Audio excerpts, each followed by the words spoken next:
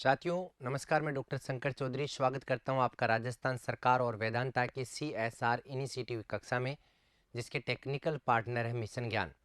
उम्मीद करता हूं आप सभी लोग ठीक होंगे, स्वस्थ होंगे और आपका अध्ययन कार्य भी सुचारू तौर पर जारी होगा। साथियों, जैसा कि आप स्क्रीन पर देख पा रहे, आज हम पढ़ेंगे कक्षा 9वीं यानी आपकी जो पाठ्य पुस्तक है जिसका नाम है क्षितिज। और क्षितिज शब्द बना कैसे ये मैं आपको बता देता हूँ। तो क्षिति का मतलब होता पृथ्वी और जय का मतलब होता जन्म लेती हुई दिखाई देना, अर्थात वह भाग जहाँ पृथ्वी जन्म लेती हुई दिखाई देती है उस भाग को क्या कहा जाता है? क्षितिज। यहाँ से बहुत दूर देखने पर धरती और आसमान का जो मिलन बिंदु है उसे क्षितिज कहा जाता है। कबीरदास जी, ये है पाठ संख्या 9। चूंकि जो आपके पाठ्यक्रम में उन्हीं पाठ को आपको पढ़ाया जा रहा है। काव्य खंड है। काव्य शब्द बना कैसे? तो ये शब्द बना कवि, कवि में जैसे ये प्रत्यय लगाते हैं तो बन जाता काव्य। भाग 1 यह आपके सर का नाम है जो आपको पढ़ाएंगे। मुझे उम्मीद है यदि इस मुहिम में आप मेरा साथ देंगे तो निस्संदेह रूप से आपको सफलता मिलेगी, ऐसा मुझे पूर्णतः भरोसा है। आप वीडियो को 2-2 3-3 बार देखिएगा, अपने साथियों तक भी पहुंचाइएगा, ताकि राजस्थान सरकार, वेदांता और मिशन ज्ञान के साथ साथ आप जैसे आपके गुरुजन का भी नाम आपकी वजह से रोशन हो सके, ऐसा हमारा व्यक्तिगत तौर पर मानना है। तो करें शुरुआत। कबीरदास जी की फोटो भी मैंने लगा दी है ताकि 9th क्लास के बच्चों को कबीरदास जी दिखे और कबीरदास जी को आप लगातार देखते रहे। कबीर का व्यक्तित्व एवं कर्तृत्व। व्यक्तित्व का मतलब तो होता है जीवन परिचय। कबीरदास जी का जीवन परिचय क्या होता है? ये तो होता है व्यक्तित्व। और कृति का मतलब होता है रचना। जी हाँ, कृति का मतलब होता है रचना। कबीरदास जी का कौन जीवन परिचय क्या रहा और उनका कर्तृत्व यानी कौन कौन सी रचनाएं उन्होंने लिखी है। कबीर का जन्म और मृत्यु के बारे में अनेक किंवदंतियां प्रचलित है। किंवदंती का मतलब लोग बाग इधर उधर की बातें करते हैं। जन श्रुतियां या धातु द्वारा कही गई उक्तियां प्रचलित है, कोई प्रमाण नहीं है। कहा जाता है कि सन 1398 ईस्वी में काशी में उनका जन्म हुआ और सन 1508-18 के आसपास मैघर में देहांत हो गए। कुल मिला के कबीरदास जी का जो जीवन काल रहा वो 120 वर्ष का रहा। 120 वर्ष में कबीरदास जी ने कौन कौन सी रचनाएं, उनका व्यक्तित्व, उनका कर्तृत्व किस प्रकार रहा, उन तमाम पहलुओं को इन 120 वर्ष में समाहित किया जाता है। तो कबीरदास जी का जन्म ऐसा कहा जाता है कि 1398 ईस्वी में काशी में हुआ था। और काशी में भी एक लहर तारा नामक तालाब था, वह विधवा ब्राह्मणी के गर्भ से हुआ था। उस ब्राह्मणी ने उनको तालाब में फेंक दिया था और नीरू और नीमा नामक जुलाद दंपति उसको उठाकर लेके आए थे। उनका लालन पालन उन्होंने किया था। कबीर ने विधिवत शिक्षा नहीं पाई थी। बिल्कुल, कबीरदास जी ने कोई भी विधिवत शिक्षा नहीं पाई थी। जैसे 9वीं 10वीं 11वीं 12वीं पढ़ते हैं आप लोग, ऐसे विधिवत शिक्षा प्राप्त नहीं की थी। परंतु सत्संग, पर्यटन, पर्यटन का मतलब होता घूमने से, भ्रमण करने से और अनुभव से उन्होंने ज्ञान प्राप्त किया। इसलिए कबीरदास जी खुद स्वीकार करते हैं, क्या करते हैं कि मसी कागद छुयो नहीं। जी हाँ, कबीरदास जी खुद स्वीकार करते हैं मसी यानी शाय, कागद यानी कागद को, मसी कागद छुयो नहीं, छुयो नहीं, मैंने शाय और कागद को छुआ ही नहीं। खुद कबीरदास जी कहते हैं कि मसी कागद छुओ नहीं, मैंने चाय को, शाय और कागद को बिल्कुल भी छुआ नहीं। और कलम गई नहीं हाथ, कलम गई नहीं हाथ, और मैंने कलम को भी हाथ ही नहीं लगाया। विधिवत शिक्षा कबीरदास जी ने प्राप्त नहीं की थी। भक्तिकालीन निर्गुण संत परंपरा के प्रमुख कवि कबीर की रचनाओं में देखिएगा, हिंदी साहित्य के इतिहास को 4 भागों में बांट दिया गया दोस्तों। पहला काल है आदिकाल, दूसरा काल है भक्ति काल, और भक्ति काल के बाद नंबर 3 है रीति काल, और रीति काल के बाद हम चर्चा करते हैं आधुनिक काल। तो कुल मिला के इसे 4 कालखंडों में बांट दिया। ठीक है, अब 4 कालखंडों में आप देखिएगा, आदिकाल की समय सीमा 1050 विक्रम संवत से 1375 विक्रम संवत, यानी इस समय में जिन जिन लेखक और कवियों का जन्म हुआ वो आदिकालीन हो गए। और 1375 विक्रम संवत से लेकर अगर हम यूं समझे 1700 विक्रम संवत तक जिन लेखक और कवियों का जन्म हुआ वो भक्तिकालीन कहलाएंगे। और इधर हम बात करेंगे विक्रम संवत 1700 से लेकर 1900 विक्रम संवत तक का जो समय है वो कहलाएगा रीतिकाल। और आधुनिक काल की बात करेंगे तो 1900 से लेकर 1900 विक्रम संवत से लेकर आज तक का जो समय है वो कहलाता है आधुनिक काल का। आगे बात समझ में। कुल मिला के बात हम यूं समझ सकते हैं कि कबीरदास जी का जन्म भक्ति काल में हुआ था। ठीक है। भक्तिकालीन निर्गुण संत परंपरा के प्रमुख कवि कबीर की रचनाएं मुख्यतः कबीर ग्रंथावली में संग्रहित है, किंतु कबीर पंथ में उनकी रचनाओं का संग्रह बीजक ही प्रमाणिक माना जाता है। लेकिन विद्वान ये मानते हैं कि उनकी जो रचनाएं थी वो बीजक नामक ग्रंथ में ही उपलब्ध है। तो कबीर के कितने ग्रंथ हो गए? दो। एक तो ग्रंथ कौन सा? बीजक, जो कब लिखा गया था? 1464 ईस्वी में। समझ में आ गए? तो पहला कबीरदास जी का प्रमुख ग्रंथ कौन सा? बीजक है। 1464 ईस्वी में लिखा गया था और बीजक ही इनका प्रमाणिक ग्रंथ माना जाता है। कुछ रचनाएं गुरु ग्रंथ साहब में भी संकलित है। कबीरदास जी की कुछ रचनाएं गुरु ग्रंथ साहब, इसके कौन है? गुरु अर्जुन देव। जी हाँ, गुरु ग्रंथ साहब के लेखक कौन है? गुरु अर्जुन देव। तो गुरु अर्जुन देव का जो ग्रंथ है और इसका संपादन किया था इन्होंने। गुरु अर्जुन देव के जो ग्रंथ उसका नाम था, आपको पता है कौन सा? गुरु ग्रंथ साहब। और गुरु ग्रंथ साहब में भी इनके कुछ पद संकलित है। कबीर अत्यंत शब्द बना अति प्लस अंत से, अति यानी बहुत ज्यादा और अंत का मतलब तो वैसे समाप्त होता है, लेकिन अत्यंत का मतलब बहुत ज्यादा उदार थे, निर्भय तथा सदग्रस्त संत थे। राम और रहीम की एकता में विश्वास रखने वाले कबीर ने ईश्वर के नाम पर चलने वाले हर तरह के पाखंड, भेदभाव और कर्म कांड का खंडन किया। उन्होंने अपने काव्य में धार्मिक धार्मिक शब्द बना धर्म प्लस इक्से। धार्मिक शब्द कैसे बना? धर्म प्लस इक्से। तथा सामाजिक शब्द बना साथियों समाज प्लस इक्से।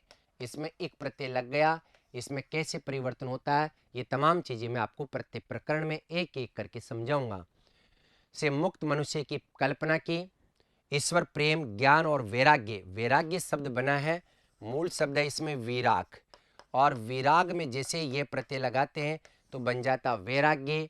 गुरु की भक्ति, सत्संग और साधु महिमा के साथ आत्मबोध और जगत यानी संसार बोध की अभिव्यक्ति उनके काव्य में हुई है।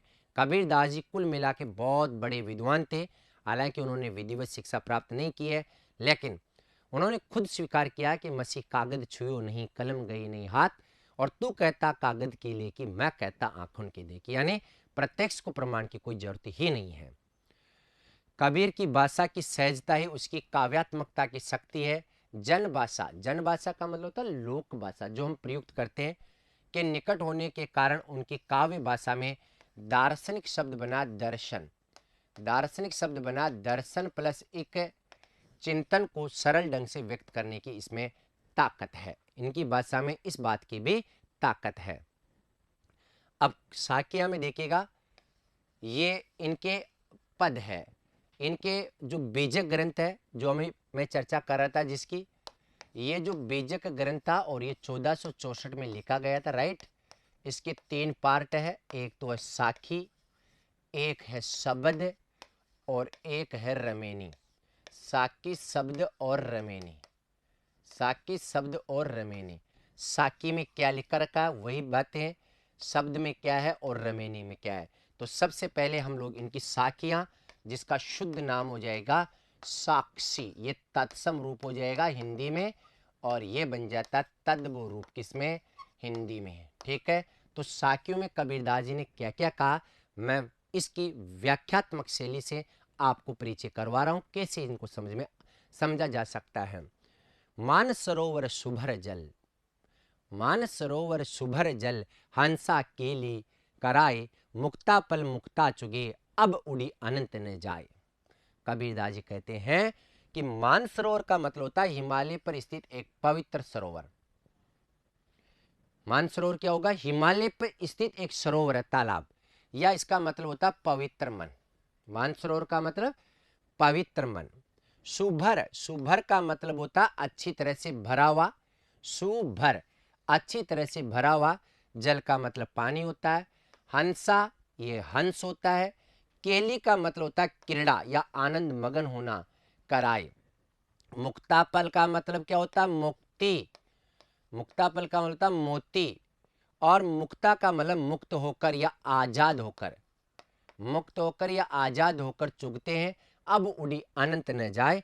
अनंत का मतलब होता है अन्य जगह कहीं भी नहीं जा रहा है, अन्य जगह कहीं भी नहीं जाएगा। कबीरदास जी कह रहे हैं कि मान सरोवर यानी मनुष्य का पवित्र मन।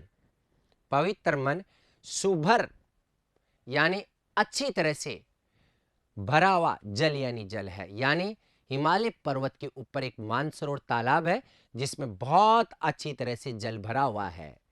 हंसा केली कराए, और उसमें जीवात्मा रूपी, जीव आत्मा रूपी हंस केली, केली का मतलब क्रीड़ाएं कराए यानी कर रहे हैं। मुक्तापल, मुक्ता चुगे, और मुक्तापल का मतलब होता मोती को। उस मानसरोवर में, उस तालाब में जितने भी मोती है उनको मुक्ता चुगे, आजाद होकर, आनंदित होकर, प्रसन्नचित होकर वो हंस चुग रहा है। अब उड़ी अनंत न जाए, और अब वह उड़कर दूसरी जगह नहीं जाना चाहता है। अर्थात जब व्यक्ति का मन एक जगह स्थिर हो जाता है तो फिर वह कहीं, उसे कहीं भी भ्रमण करने की आवश्यकता नहीं है। ठीक उसी प्रकार जो हंस है वो अब मानसरोवर में रहेगा, और वो मानसरोवर सुबर जल, जल से भरा हुआ है, उसी में रहेगा। इसके अलावा वो कहीं भी नहीं जाएगा। मुक्तापल यानी मोतियों को मुक्ता यानी आजाद होकर, चुगे यानी चुग रहा है। अब उड़ी अनंत न जाए, अब वो दूसरी जगह नहीं जाता है। अर्थात यदि मनुष्य का मन परमात्मा के प्रति एक जगह लग जाता है तो उसे इधर उधर भटकने की कोई भी आवश्यकता नहीं है। इन पंक्तियों में, इन साखियों में कबीरदास जी यही बात कहना चाहते हैं। फिर देखिएगा, प्रेमी ढूंढत में फिरो, प्रेमी ढूंढत में फिरो, प्रेमी मिलियो न कोई, और प्रेमी को प्रेमी मिले जब विष अमृत होए। कबीरदास जी कह रहे हैं प्रेमी यानी भक्त। प्रेमी का मतलब क्या हो जाएगा? प्रभु भक्त। ढूंढत में फिरो यानी मैं भक्त हूं और मैं भगवान को ढूंढता ढूंढता फिर रहा हूं। प्रेमी मिले न कोई, लेकिन मुझे आज तक कोई भी प्रेमी यानी मुझे आज तक कोई भी भक्त नहीं मिल रहा है। प्रेमी को प्रेमी मिले जब भगवान को भक्त मिल जाए। प्रेमी भगवान के लिए भी आया, प्रेमी भक्त के लिए भी आया। तो जब प्रेमी यानी भक्त को भगवान मिल जाता है तो सब विष, विष का मतलब क्या होता है? सब विष, विष का मतलब होता है जहर। सारा का सारा जहर क्या हो जाता है? अमृत हो जाता है। प्रेमी यानी प्रभु या भक्त, दो अर्थ निकलेंगे। प्रेमी ढूंढत में फिरो यानी कोई भी भक्त कह रहा है कि मैं प्रेमी यानी भगवान को ढूंढने के लिए फिर रहा था। प्रेमी मिले न कोई, लेकिन मुझे आज तक कोई भी भगवान नहीं मिला।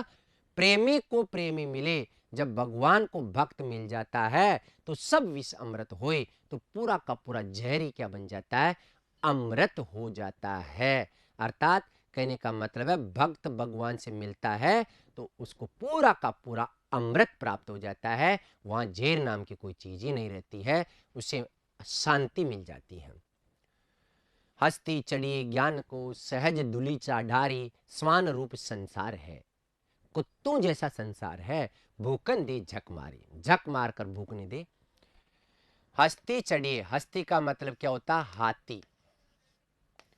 चढ़िए ज्ञान को यानी ज्ञान रूपी हाथी पर सवारी कीजिए। सहज दुलीचा डारी, सहज का मतलब होता है स्वाभाविक रूप से। दुलीचा का मतलब होता है छोटा आसन। दुलीचा का मतलब छोटा आसन डालकर हाथी रूपी ज्ञान की सवारी कीजिएगा। समान रूप संसार है, ये संसार कैसा है? कुत्तों जैसा है। स्वान रूप संसार है, ये संसार कुत्तों के समान है।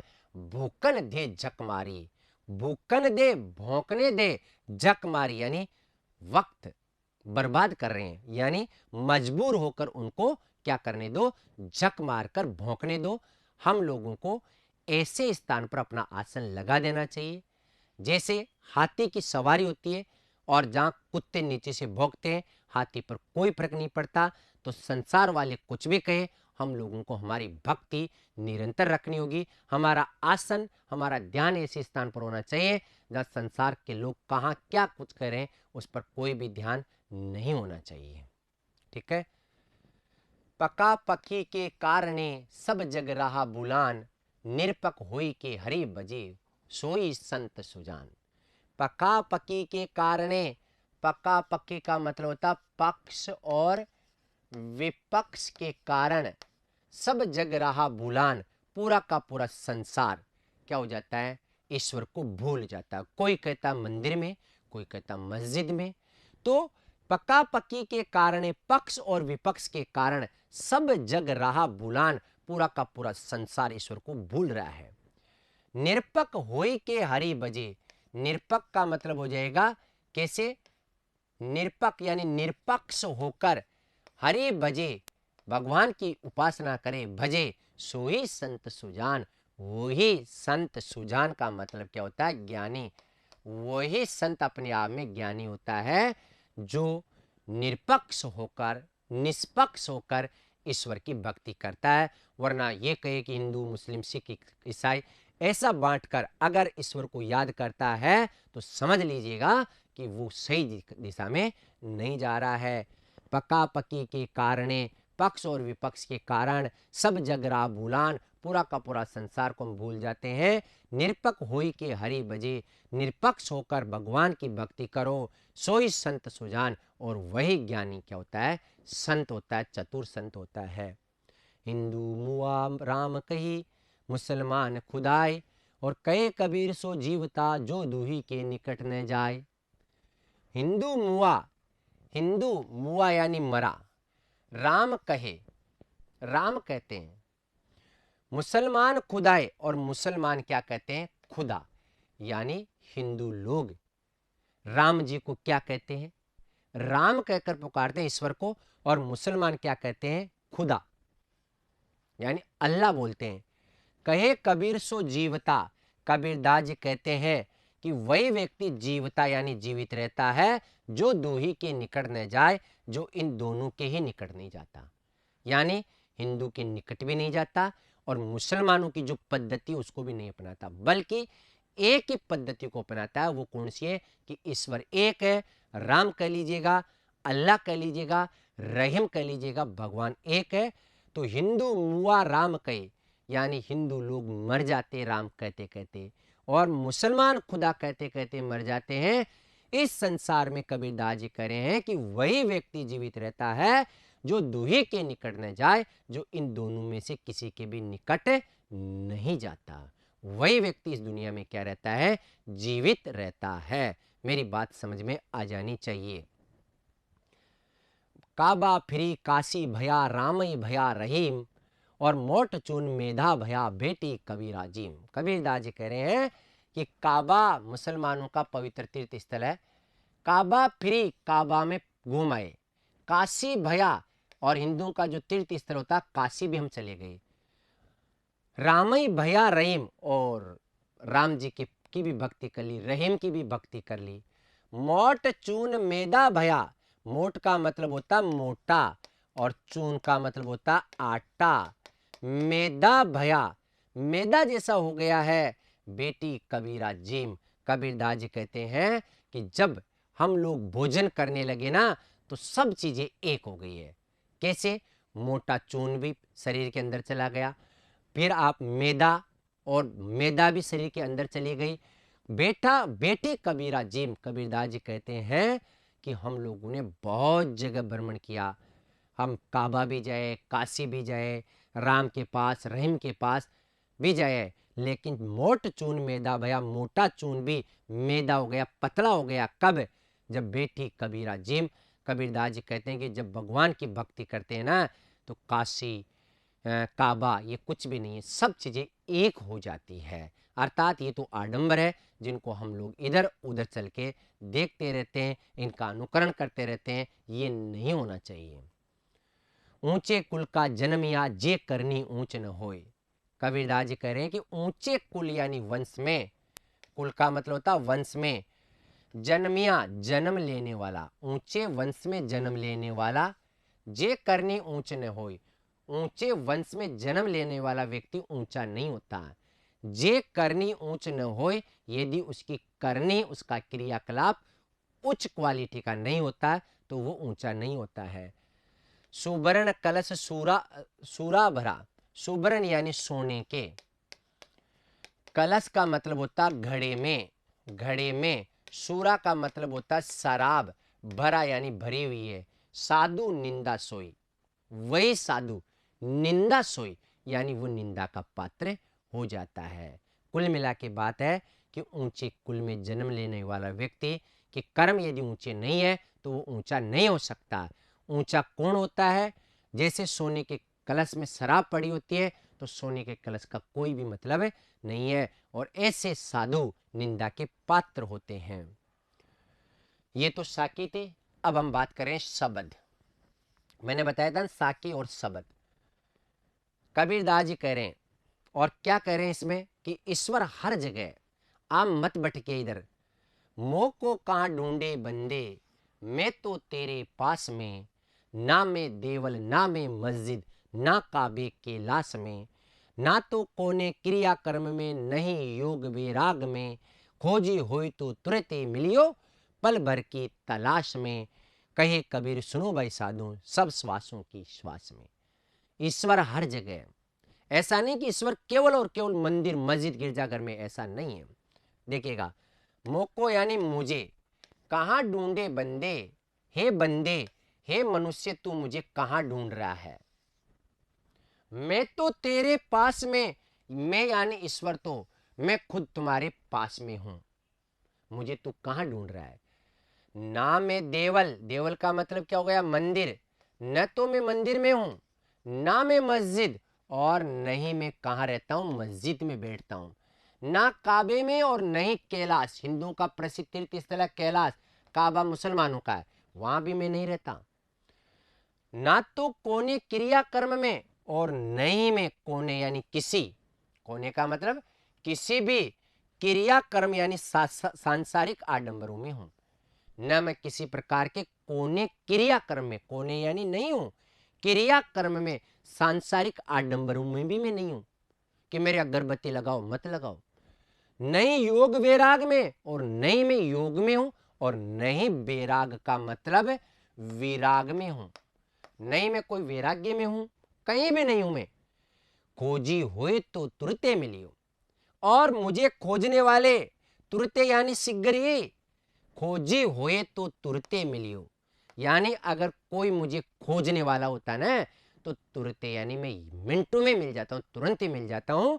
पल भर की तलाश में, एक पल की तलाश में मैं अपने भक्तों को मिल जाता हूं। कहे कबीर दास जी कहते हैं, सुनो भाई साधु, हे संतों, हे सज्जनों सुनो, सब श्वासों की श्वास में ईश्वर, सभी जो श्वास लेते हैं संसार में उनकी श्वास में भगवान विराजमान है।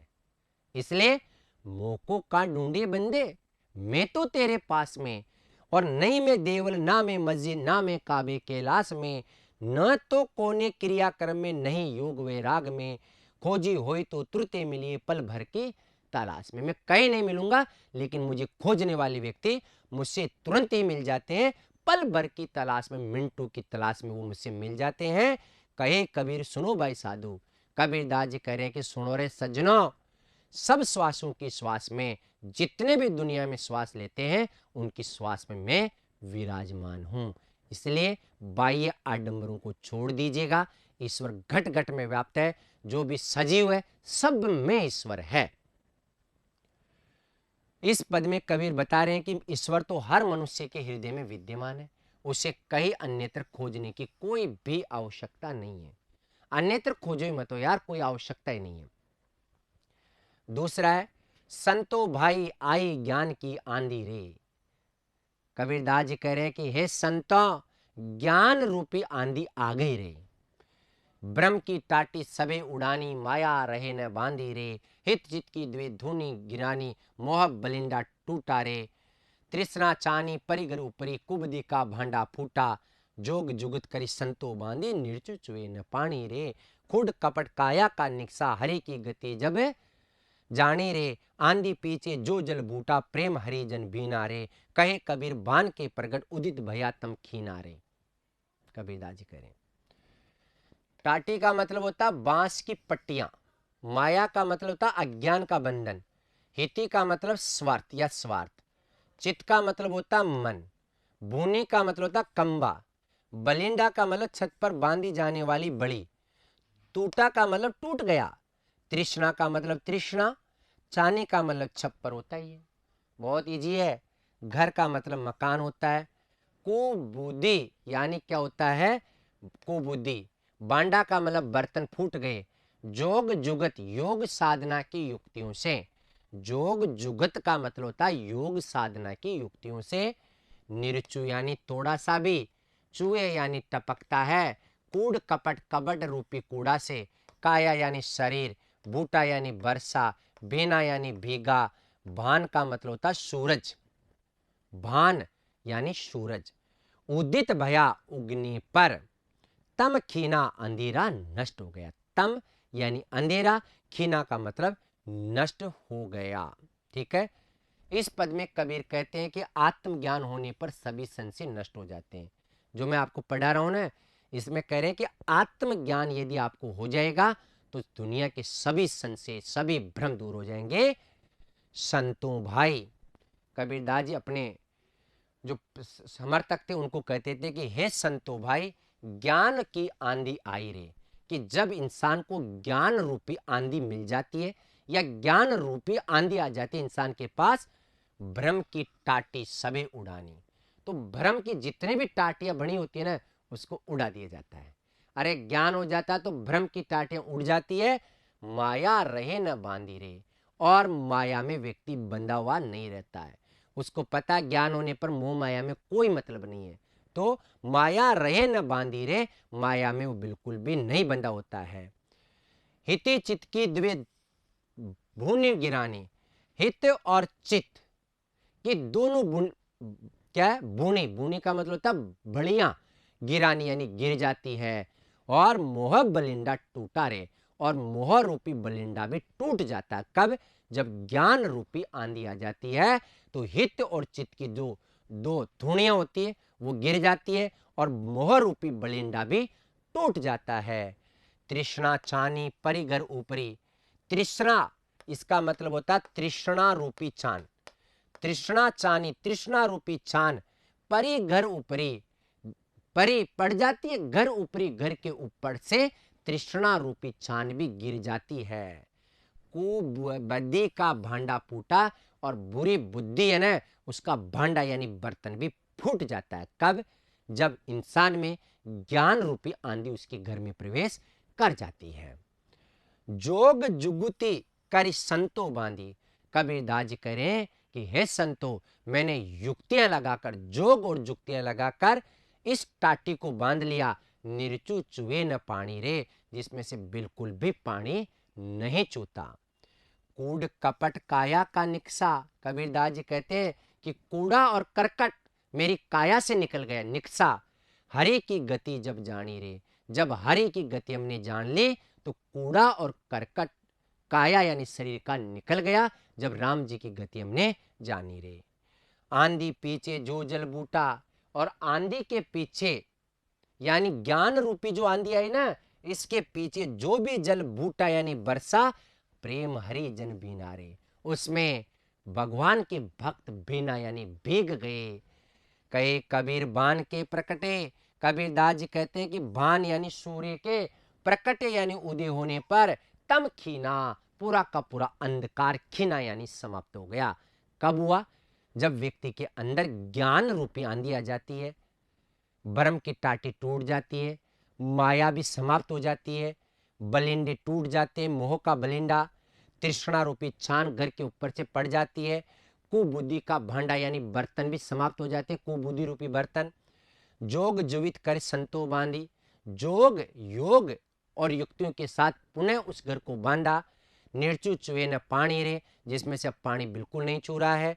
कूड़ कपट काया का निक्सा, कूड़ा जो बुरी चीजें वो काया यानी शरीर से निकल गया। हरि की गति जब जानी रे, यानी भगवान की गति जब हमने जाने तब ये चीज हो गई। आंधी पीछे जो जल बूटा, आंधी के पीछे जो जल बरसने लगा। प्रेम हरिजन बीना रे, उससे प्रेम हरिजन बीना रे, यानी भक्त लोग उससे भीग गए। कहे कबीर भान के प्रकटे, कबीरदास जी कहते हैं कि ज्ञान रूपी सूर्य का उदय हुआ तो तम यानी अंधकार खीना यानी समाप्त हो गया। और यही बात होती है साथियों, जब व्यक्ति के अंदर ज्ञान आता है तो सब चीजें गलत चीजें हट जाती है और व्यक्ति भगवान की भक्ति में डूब जाता है। मैंने बहुत ही बेहतर ढंग से आपको समझा दिया है। अगर आपसे पूछा जाए विशेष में क्या क्या आएगा, तो विशेष में भाषा सदुकड़ी है। बस भाषा कबीरदास जी की कौन सी है? सदुकड़ी है।